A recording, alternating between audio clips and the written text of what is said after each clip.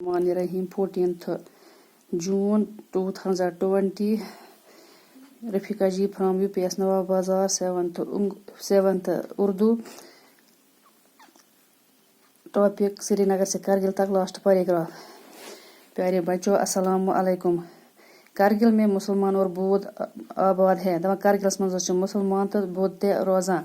इनका लिबास और रहन सहन एक जैसा है। दवा इन लिबास तो वतन बिहनस कुन मुसलमान तो बौद्धन वतन बिहनस कुन तत।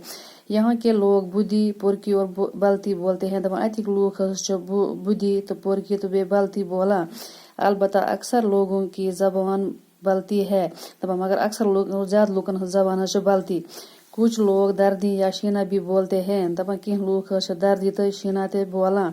यहाँ बुद्ध विहार खानकाहें गुम्पे मसाजिद इमाम बाड़े पहलू पहलू नजर आते हैं।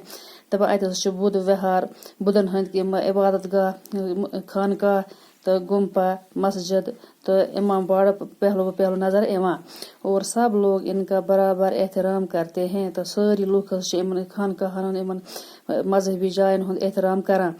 यहाँ का मखसूस लिबास लंबा चोगा है जिसको गुंचा कहा जाता है। दपा अत मखसूस लिबास खास लिबास जूठ चोग तो ये गुंचा तना।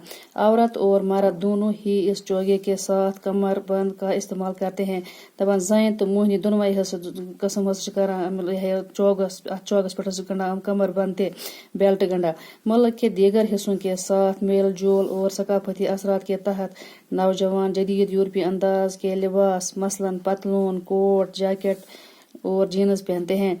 दपा मुल्क के दोमन हिस्सन रल मेल जोल पान गुमत तो सकाफती तमदनी असरात तहत नौजवान अदिक लकट जवान जदीद यूरोपीय अंदाज लिबास यथ मसलन पतलून कोट जैकेट जीन्स हम लागा।